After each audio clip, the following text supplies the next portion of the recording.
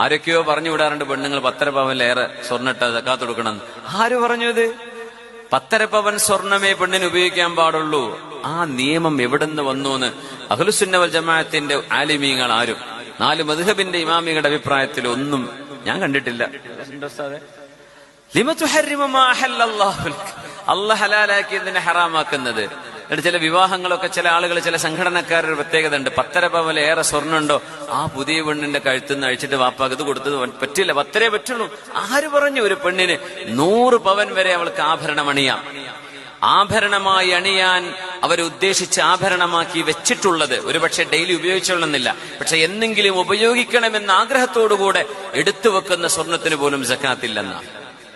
സക്കാത്ത് കൊടുക്കേണ്ടത് ആഭരണമല്ലാതെ ഉപയോഗിക്കേണ്ട എന്ന ഉദ്ദേശത്തോടുകൂടെ ഒരു അസറ്റായി മാറ്റിവെച്ച സ്വർണം 1.5 പവനിലേറെയുണ്ടെങ്കിൽ സക്കാത്ത് കൊടുക്കണം. എല്ലാ വർഷവും 2.5%. പക്ഷെ ഒരു പെണ്ണിന് 100ഉം 200ഉം പവൻ ആഭരണം വെച്ചോട്ടെ, ദീൻ ഹലാലാക്കിയതാണത്. നമ്മൾ എന്തിനെ ഹറാമാക്കുന്നത്? അവർക്ക് ഹലാലാണ്.